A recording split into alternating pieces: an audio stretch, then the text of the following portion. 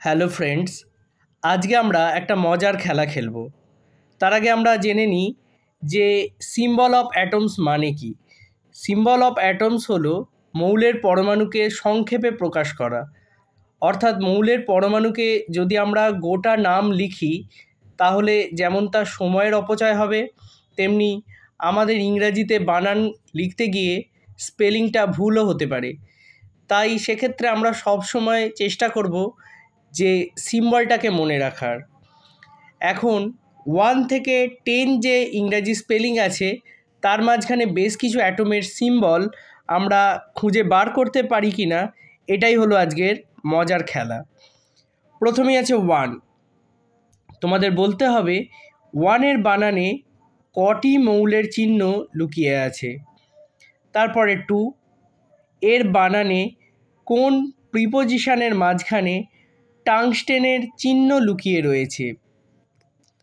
3, এর বানানে কোন পরমাণুর চিহ্ন বাদ দিলে ইংরাজিতে গাছ পাওয়া যাবে। 4, এর বানানে কোন পরমাণুর চিহ্ন বাদ চলে গেলে আমাদের বোঝাবে, অর্থাৎ একটি প্রোনাউন বোঝাবে। 5, এর বানান থেকে লোহার চিহ্ন বা সিম্বল বাদ দিলে কিভাবে 4 পাওয়া যায় সেটা বোঝাতে পারবে।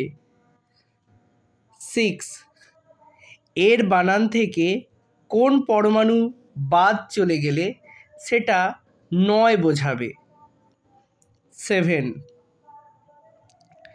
এর বানানে যদি সালফার বাদ চলে যায় তবে তা কি বোঝায়। 8, এর বানানে কে সরিয়ে কোন মৌলের চিহ্ন বসালে তা ইংরাজিতে উজ্জ্বল বোঝাবে। 9, এর বানানে একটি ধাতু এবং একটি নিষ্ক্রিয় মৌল খুঁজে বার করতে পারবে। 10, এই 10-এর মধ্যে থেকে একদম শেষ যে লেটারটা রয়েছে সেটা বাদ গেলে কোন পরমাণুর চিহ্ন বোঝায়। তোমাদের কাছে এটাই একটা মজার খেলা রইল। উত্তরগুলো আমাকে লিখে পাঠাও।